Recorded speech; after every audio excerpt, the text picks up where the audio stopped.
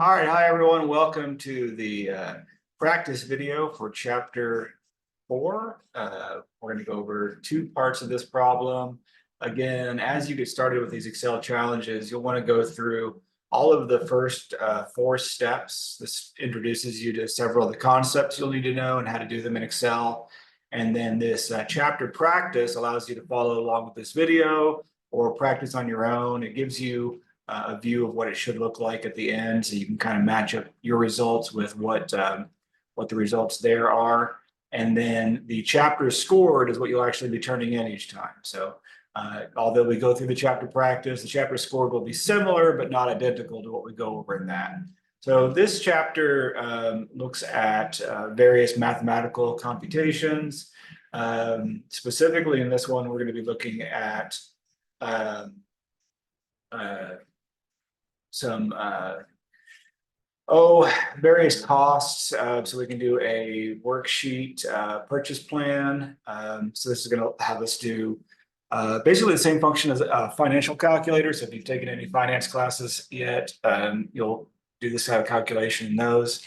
And then this other finance plan. So we'll be using the rate function, NP, ER, PV. What else are we going to be using on this one? Yeah, checking interest rate, equipment loans. Yeah, all right. Anyway, I'm going to have this on the other screen this time. So I just have the file that it tells you to download right in front of me. I'll be kind of reading along step by step as we go through this. So this is the annual plan worksheet. First thing it says to do is enter the following data into cells B14, 15, and 16. So B14, 15, and 16. It says there's $10 for the cost per cut, 30 customers, and 20 lawns per customer. Next up, cell B3, enter the average price per lawn cut of 50. So B3, the average price per lawn cut is $50. And then cell B4, we want to write a formula that calculates the total number of lawns cut in this year. And it gives us the hint that this is the number of customers multiplied by the annual lawn cuts per customer. All right. So number of customers is 30, annual lawn cuts per customer is 20. So we just need to have those two numbers multiplied by one another. So we're going to say equals. We're going to click on this cell. We're not just going to write 30 times 20 because as this number changes each year, or if we get the number wrong, we can just update this one cell, and then our final result here in cell B4 will update automatically. So equals B15, where it currently says 30, times B16, where it currently says 20. So we get 600 for that number of cuts per lawn. After that, we want to go to cell B5, where it calculates the total annual sales, multiplying the average price per lawn by the number of lawns cut. So in this cell, we're going to say that equals B3 times B4. All right, so far so good. Next up, annual expenses. So under annual expenses, which is cell B8, this is step 7 as you're following along. We're right here at this point. Write a formula to calculate the total cost of gasoline for the year. This is found by multiplying the cost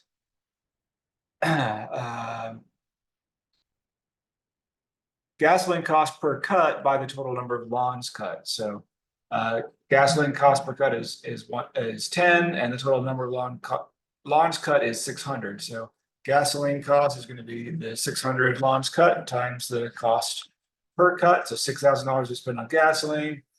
Annual equipment payments. It says you finish the rest of the worksheet after completing the equipment loans worksheet. Okay, so we have to pause temporarily. Step 8 says pause and go finish the equipment loans worksheet, and then we're going to cut back to this sheet. All right, so I'm going to switch over to equipment loans real quick. All right, so we're on the equipment loans page now. I'm going to make this a little bit bigger. What I did there was I just held the control button and I scrolled up on my mouse wheel. You can also hold control at the plus sign, usually not in Excel. Okay, never mind, not in Excel. So hold the control button and scroll up on my mouse wheel. If you're on a Mac computer, you don't command instead of control.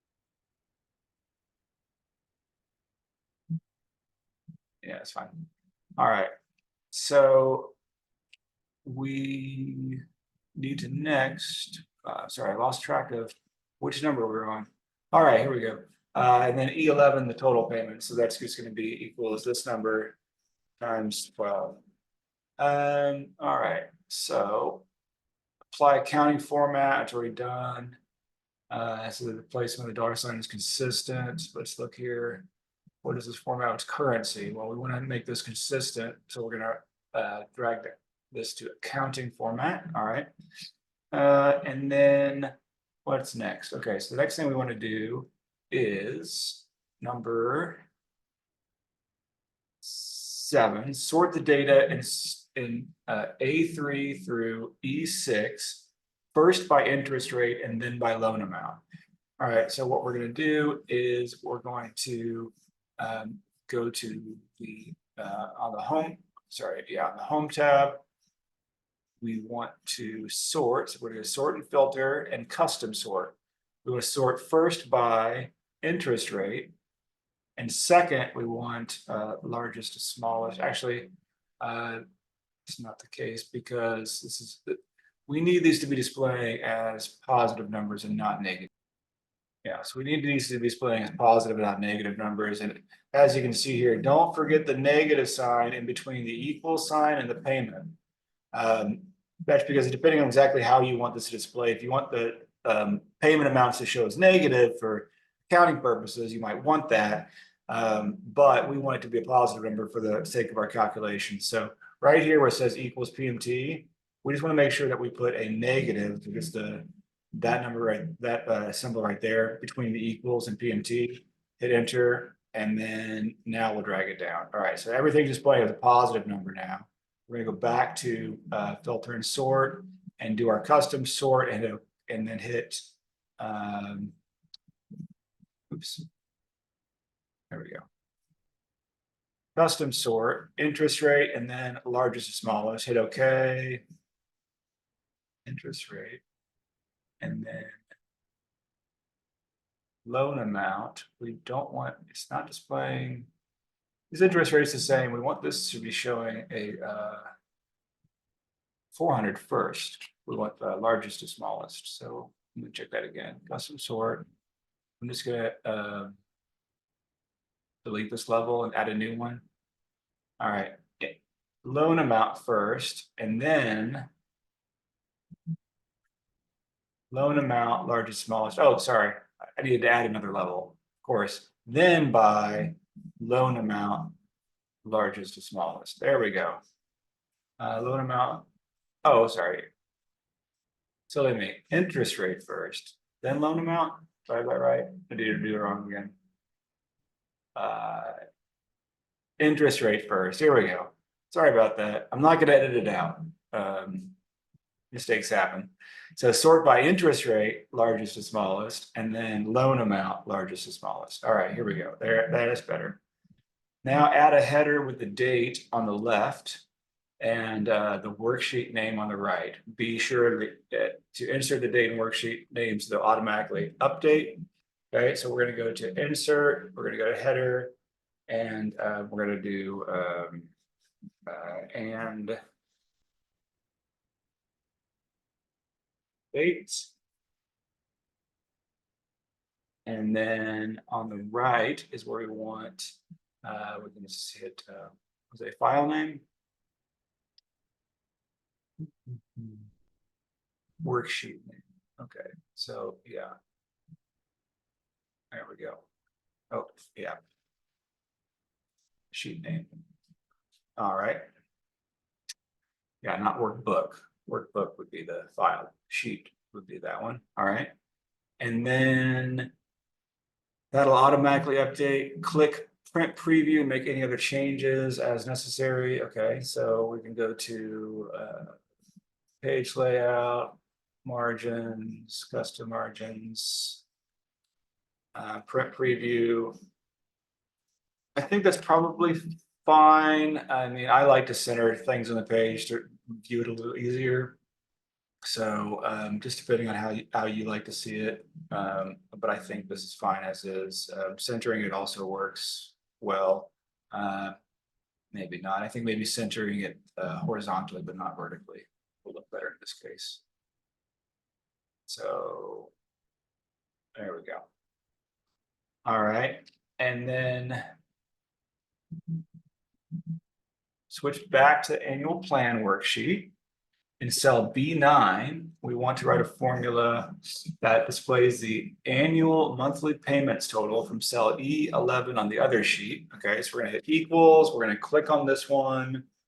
And then E11 is right here. That's the monthly total. Press enter and it comes back to this screen. Perfect. Total expenses is going to be the gasoline cost and the annual equipment.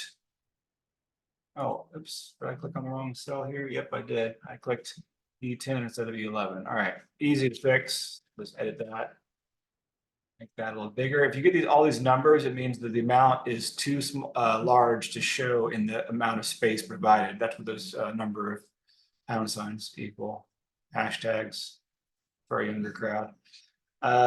Total expenses is going to be those two things sum, so equals this plus this will equal sum either way. And then that was in B10. In B12, the annual profit. All right, so annual profit is going to be the difference between total annual sales and the total annual expenses. So equals 30,000 minus 8323. Got 21,679. All right, so far so good. And what do we got remaining here? For all cells that have money in them. All right, let's keep these consistent. So that's money, price, sales. Price, sales, number of people, number of cuts are not. We want all of those to be shown in the accounting format with no decimal places. Okay, so accounting format with no decimal places. So we're going to shrink the number of decimal places, and everything else we want to be shown as comma format, which problem. No decimal places. I'm going to go back to this sheet here. View normal. And I'm going to do the same. I guess we didn't want to make that. We want all of these rounded, but not the other one. Okay. Add a header with the date in the top left, worksheet on the top right. So same thing, insert header, footer. We want the date. So let's click current date. Click over here.